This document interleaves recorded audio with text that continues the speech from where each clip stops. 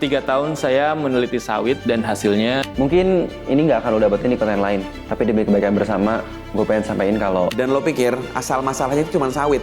Enggak. Warga Aceh dibiarin gini terus, mereka lama-lama juga nggak akan kuat. Tahunan aku belajar tentang persatuan, belajar tentang ukhuwah. 3 hari aku di Aceh, Aceh lebih banyak ngajarin aku tentang semua itu. Dear saudara-saudaraku di Aceh,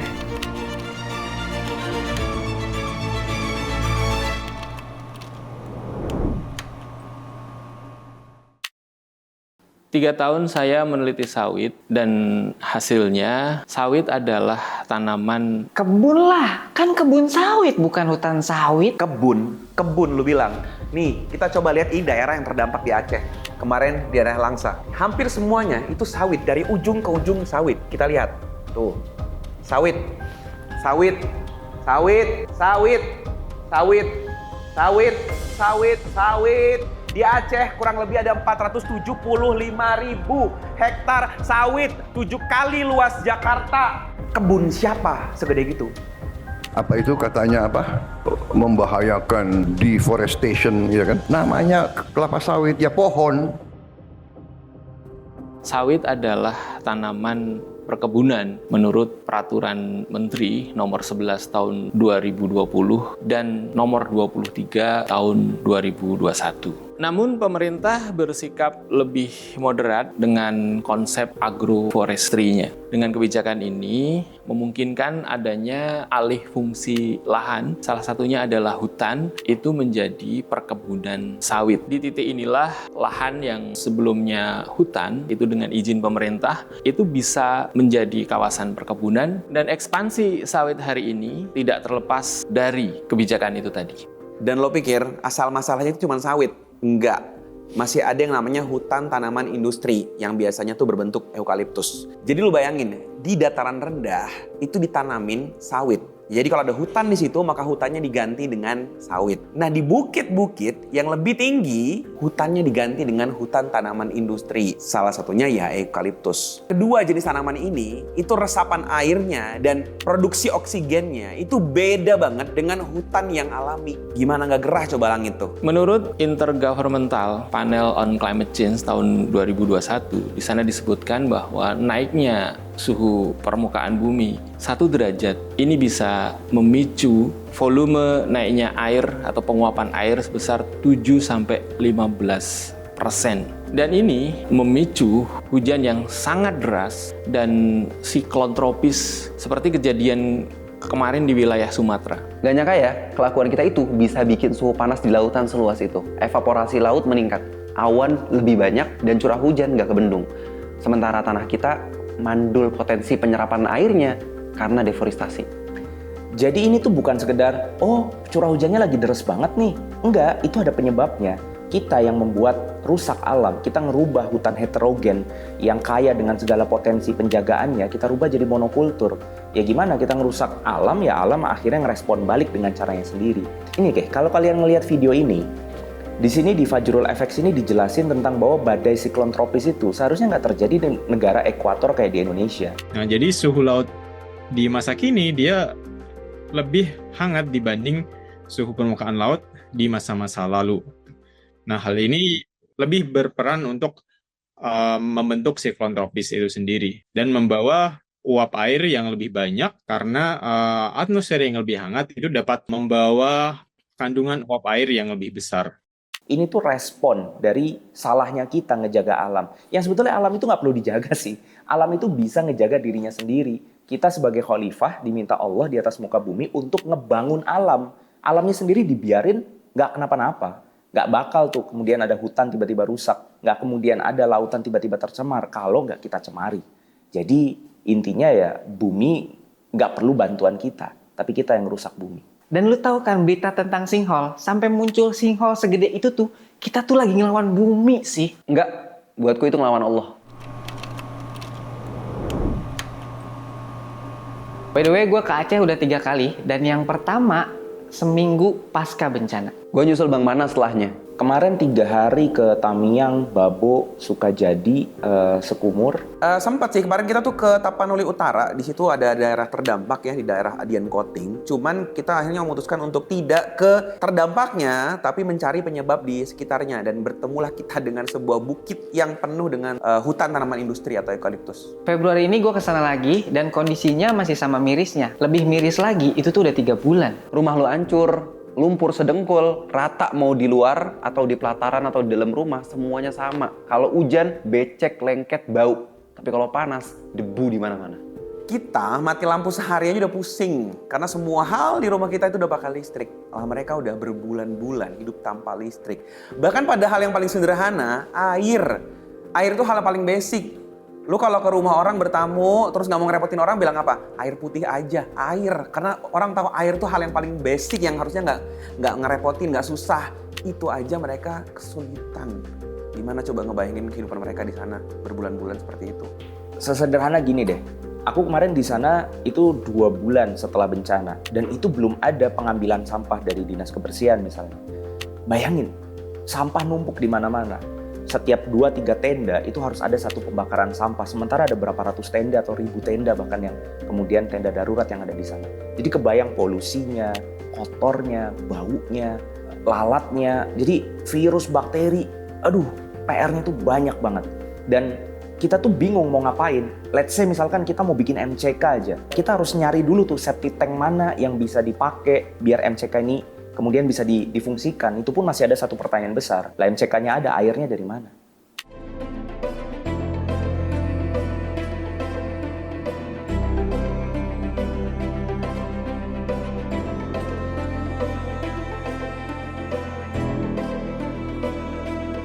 Abraham Maslow menyebutkan bahwa kebutuhan paling dasar bagi manusia itu disebut sebagai physiological needs. Dan ini erat kaitannya dengan apakah manusia bisa bertahan hidup atau enggak. Bukan hanya soal tentang makanan. Apalagi kalau makanan jadi. Iya mungkin gue ngerti di awal kita perlu itu untuk ngebantuin mereka. Mereka kan perlu makanan yang langsung bisa dikonsumsi gitu. Tapi ini udah berbulan-bulan. Emang kita sanggup untuk terus ngesuplai makanan jadi untuk mereka.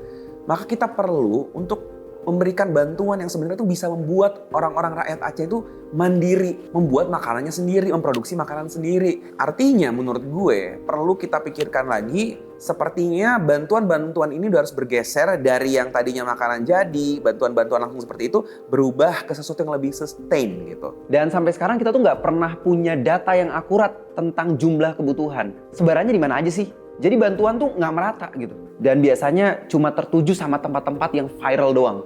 Dan di sini jarang dapat bantuan juga ya Bang? Bantuan sih ada, cuma di belakangan ini udah minim bantuan kita. Oh. Makanya kita berharap dengan relawan-relawan kan. Maka nggak heran, di banyak tempat banyak makanan yang terbuang-buang, pakaian numpuk, sementara di situ masih ada beberapa daerah yang terisolir. Ini kalau di Mobile Legends namanya buta map. Semua bergerak di level mikro tapi nggak tahu makronya kayak gimana. Ya kita tahu lah, if you fail to plan, you plan to fail. Nah, cuma masalahnya gimana kita mau nge-planning kalau sistem informasinya aja nggak ada. Kita mau ngakses data Aceh itu kemana?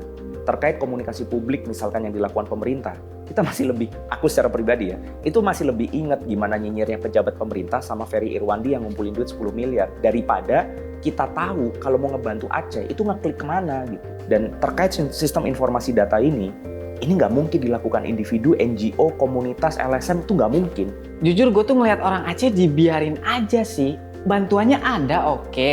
Tapi kalau dilihat dari skala masalahnya, ini tuh kita nggak tahu ujungnya sampai kapan. Warga Aceh dibiarin gini terus, mereka lama-lama juga nggak akan kuat sih. Mungkin ini nggak akan lu dapetin di konten lain. Tapi demi kebaikan bersama, gue pengen sampein kalau ada yang lebih jahat dari orang yang nggak peduli sama Aceh. Yaitu mereka yang ngebantu cuman karena gimmick doang. Dan yang lebih parah lagi, mereka ngebantu untuk bisa dapat sesuatu yang lebih banyak dari tangisan mereka. Sudah berbulan-bulan lamanya sejak Aceh ditimpa bencana banjir dan tanah longsor, kondisinya belum 100% pulih. Bantuan yang seharusnya masih menjadi hak para pengungsi ini juga sudah mulai berkurang. Nggak ada bantuan lagi Bang. Udah 2 hari ini Bang, nggak ada ngambil bantuan kami. Pergi kantor Datuk nggak ada bantuan lagi. Hari Jumat itu aku sampai ke Tamiang. aku diminta untuk ngisi khutbah Jumat di Masjid Al-Ihsan. Ada Buya di sana, salah satu pemuka agama dan adat di sana berpesan, Ustadz kalau bisa tolong fahamkan masyarakat Aceh ini 2. Yang pertama sholat, jangan tinggalin sholat. Yang kedua, jangan fokus hanya ke bantuan karena ini bisa bikin mereka jadi peminta-minta. Harapan kami, sesibuk apapun, kan? Jadi sholat.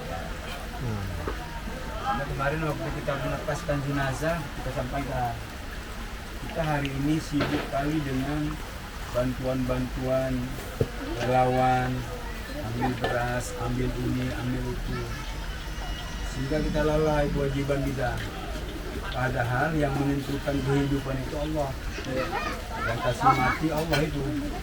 Ya, walaupun ini bukan mengeneralisir ya, masih banyak warga-warga Aceh yang sangat kuat, luar biasa tough ngadepin semuanya ini. Cuma pertanyaannya berapa lama mereka akan kuat. Dan sekarang Aceh udah nggak seseksi itu lagi isunya. Bantuan udah mulai berkurang, orang udah nggak ngeliat Aceh lagi. Padahal kondisi di lapangan mereka masih gitu-gitu aja. Nggak ada yang berubah dari mereka. Maka pertanyaannya, dengan kapasitas kita, apa yang bisa kita mulai saat ini?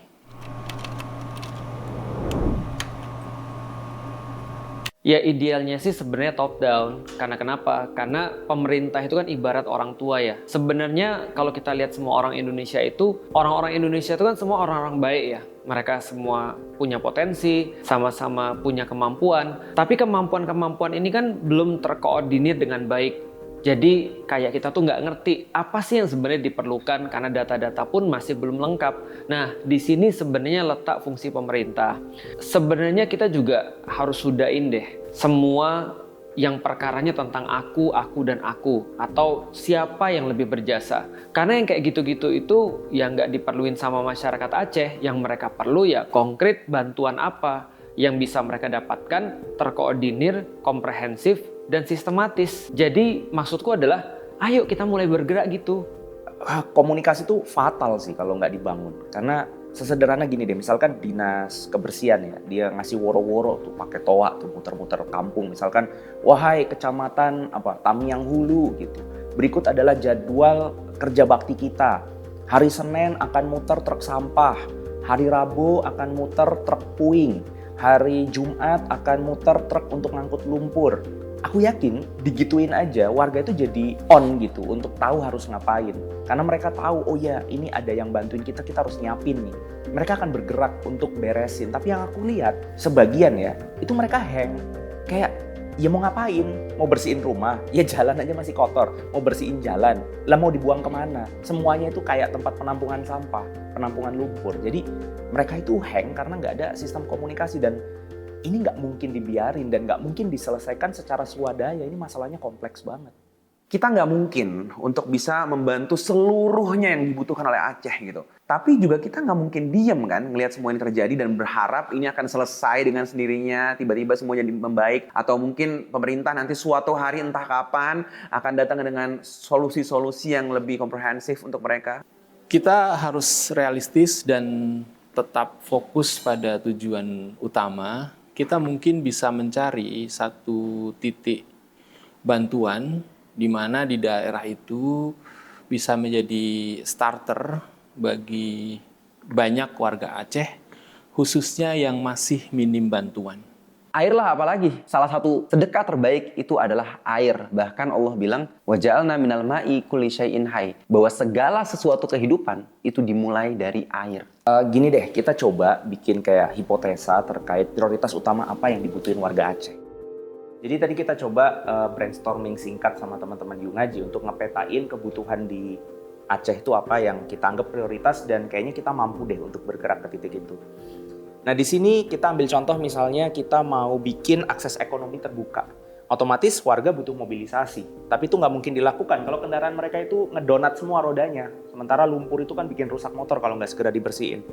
Nah untuk dibersihin mereka bilang door smear ya. Jadi kayak car wash gitu, kayak semprotannya itu butuh air otomatis gitu kan ya. Dengan air ini juga orang jadi punya ide untuk ngebersihin rumah mereka atau ngebersihin jalan sih lebih tepatnya. Karena kalau jalannya masih kotor, mereka nggak punya ide tuh untuk ngebersihin rumah. Mau buang ke jalan, jalannya masih kayak gitu, mendingan jalannya dulu dibersihin. Tapi untuk ngebersihin jalan, ya otomatis butuh koordinasi besar sama dinas kebersihan. Kemudian dari akses air ini kita juga bisa bikin dapur umum, kita bisa bikin akses untuk mereka ambil air wudhu, atau kita bisa aktivasi rumah-rumah ibadah. Dari rumah ibadah ini kemudian kita bisa bikin tuh ada TPA, ada kajian, ada ya intinya untuk kesehatan mental teman-teman yang ada di sana, untuk semangatin teman-teman di sana. Dan rumah ibadah yang teraktivasi itu juga bisa bikin warga itu bisa berkoordinasi, bikin planning yang lebih strategik, bikin pendataan, bikin strategi untuk membagi donasi yang ada sehingga merata dan seterusnya. Dan semua ini berpusat kepada air. Kita coba nih masukkan ide kita, hipotesa kita ini ke AI. Kita coba kasih prompt untuk dia ngeriset sebaik mungkin, ngumpulin dari banyak sekali sumber dan data. Apakah betul akses air itu adalah masalah yang paling krusial untuk warga Aceh saat ini? Dan hasilnya, berdasarkan analisis situasi terkini di Aceh akhir 2025 sampai 2026, air bersih bukan sekedar kebutuhan konsumsi, melainkan prasyarat mutlak untuk jadi enabler, untuk memulai segala bentuk pemulihan fisik dan juga sosial. Jadi dari deep research ini, AI menganggap prioritas tingkat 1 adalah water, sanitation, and hygiene. Ya, dan insya Allah di akhir Ramadan ini, tim Yuk Ngaji akan kembali berangkat ke Aceh untuk memberikan reportase atas bantuan yang teman-teman berikan. Dan juga kalau memang masih ada dananya, kita akan mencoba cari titik-titik mana yang lebih worth it lagi untuk kita bangunkan titik-titik air di sana, atau mungkin kebutuhan yang lebih mendasar lainnya. Kalian semua bisa menyalurkan donasi lewat aceh.darisini.com. Terserah berapapun teman-teman, 10.000, 20.000, 10 juta, 20 juta, boleh silahkan. Tapi kalau teman-teman pengen untuk berdonasi yang nantinya akan berupa satu sumur, itu bisa langsung ada satu paket di mana biayanya sekitar 25 juta. Tentu biaya ini akan sangat menyesuaikan di lapangan ya, tergantung pada tingkat kesulitan, lokasi di mana sumur itu akan dibangun. Tapi insya Allah kelebihan-kelebihan dananya pun akan nanti dikembalikan lagi untuk bantuan kepada rakyat Aceh itu sendiri.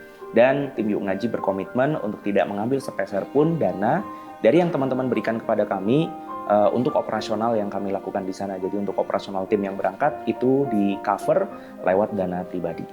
Yuk kita bantu, minimal ini adalah bentuk syukur kita yang kita tiap hari bisa makan, minum, mandi, masak tanpa kita khawatir apa-apa. Dan ini ngasih tahu kita kalau kita tuh masih manusia gitu. Mumpung Ramadan masih ada, pahala 10 yang dilipat gandakan 700 kali lipat juga masih ada.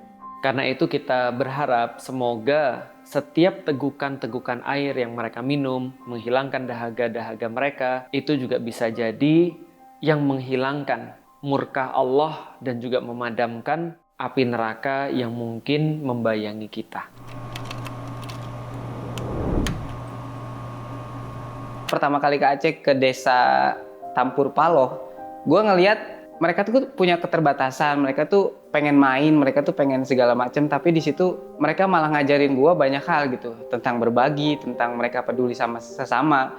Padahal waktu itu gue cuma ngasih sepotong roti, terus mereka ngerasa nggak cukup mereka doang yang makan gitu, kita juga harus makan. Gue tuh ditawarin roti sama mereka. Terus yang terakhir gue ke Aceh ngebangun sekolah, itu tuh mereka tuh seneng banget bisa sekolah. Padahal sekolahnya pada saat itu belum jadi pas gue kesana, baru dirapihin, baru bisa ngemper gitu. Gue nggak nyangka gue bakal keluar air mata pas berpisah sama tim, sama warga Aceh. Jadi gue ngerasa gue kayaknya belum selesai, terus harus ninggalin mereka di pertemuan pertama, di pertemuan kedua. Gue harus ninggalin mereka. Yang terakhir gue mohon maaf banget, khususnya buat Bang David, gue kayaknya nggak kuat deh harus berpamitan gitu, pamitan sama warga Aceh Tamiang, khususnya Lintang Bawah. Jadi gue nggak berani, bukan nggak berani, tapi gue takut nggak bisa gitu ninggalin kalian. Jadi gue pamitannya cuma lewat video call saat itu. Perasaan aku pas sampai di Aceh itu campur aduk sih. Ada dua. Yang pertama, aku ngerasa sedih. Kenapa? Karena pas sampai ke sana niat aku pengen ngebantu, tapi pas sampai itu tuh kayak blank gitu. Aku nggak tahu ini aku harus bantu apa dan harus bagaimana. Aku nggak tahu di tempat ini butuhnya apa, di tempat yang lain butuhnya apa. Karena kan setiap daerah kan punya kebutuhan yang berbeda. Bisa jadi di sini logistik udah selesai, di sini yang dibutuhin listrik, di sini yang dibutuhin air, dan kita nggak benar-benar buta. Maka ketika logistik itu ngumpul di suatu tempat, itu buat aku sedih banget. Tapi di sisi lain, aku juga ngerasa seneng gitu. Oh, dengan adanya bantuan logistik yang datang ke sini, walaupun nggak tepat sasaran, itu sebenarnya bukti bahwa rakyat Indonesia tuh sebegitu empatinya, sebegitu pedulinya sama saudara-saudaranya di Aceh gitu. Supaya kebaikan ini itu nggak jadi mentah, kita butuh ruang-ruang untuk komunikasi. Dan tugas untuk bisa menyambungkan komunikasi kebaikan ini kepada saudara-saudara kita yang tertimpa bencana, itu nggak ada yang punya akses lebih kecuali pemerintah. Itu harapan aku sih. Kalau misalnya kita punya akses komunikasi yang hadir, itu pasti aku akan sangat-sangat terharu gitu. Wah, kita udah ada di level bukan cuma baik, tapi baik yang tepat sasaran. Di Tamiang itu ada pesantren atau mungkin sekolah lebih tepatnya, sekolah diniyah ya, namanya Nurul Amin. Ada Mas Putra di situ yang ngurusin. Dia cerita 2 hari dia di atas genteng. Dia sampai bilang sama istrinya, "Nih kamu pegang galon, aku pegang kontainer. Nanti anak-anak kita taruh di atas kontainer ini." Nanti kan ke Uluk, terus saya bawa kontainer box gitu, saya angkut anak saya kalau misalnya ini hancur, saya bilang gitu. Kalau sampai air ini ngelebihin rumah kita pindah ya ke rumah yang itu. Dan terjadi, rumahnya kelewat dan akhirnya mereka harus pindah ke rumah kedua. Di rumah kedua, itu pun hal yang sama diomongin sama orang ini, Mas Putra ini ke istrinya. Ini kalau lewat kita ke rumah ketiga. Nah di rumah ketiga kalimatnya udah beda. Ini kalau lewat, kita mati dengan pusing aja gitu. Karena mungkin saya peluk kamu anak-anak dan kita mati bersama gitu. Udah nggak ada lagi yang bisa kita naungin. Semuanya udah kayak lautan. Ya udah minimal kita berenang bareng. Kalau mati minimal kita mati bareng. Orang Aceh tuh kuat-kuat. Sebagian besar mereka malah, aku datang tuh malah disuguhi pisang goreng dengan segala kehancuran yang mereka punya. Ada satu orang yang kemudian datang bawa rambutan, "Bang, ini rambutan dari Binjai, Bang. Enak, Bang. Ayo kita makan sama-sama." Waktu aku ngisi khotbah Jumat, karena mungkin waktu itu pakaianku kurang proper ya, aku untung aja istriku nyiapin baju koko sih. Kalau enggak mungkin aku akan cuma pakai baju biasa sama celana kargo gitu. Itu setelah ngisi khotbah Jumat, ada satu anak-anak kecil TK atau SD lah. Dia bilang, Ustadz, tadi di sana ada pembagian sarung. Ustadz kayaknya belum punya sarung. Ini sarung buat Ustadz." Aku rasa kayak di tengah bencana itu mereka diajarkan banyak hal sama Allah. Teman-teman jujur ya, tahunan aku belajar tentang persatuan, belajar tentang ukhuwah. 3 hari aku di Aceh lebih banyak ngajarin aku tentang semua itu. Kayak kita itu auto dibikin harus bersatu. Aku tanya sama Buya, emang anak-anak di sini tuh main bareng begini ya? Ah, mana ada Ustadz. Kita biasanya ya di rumah masing-masing, anak-anak pegang gadgetnya masing-masing. Tapi ketika semuanya hancur, mereka ngeriung, mereka gampang diajarin. Perpisah kami dari TPA, Lintang, Darurat. Ah, ini lagi ngapain? Lagi ngaji. Ngaji surat apa nih?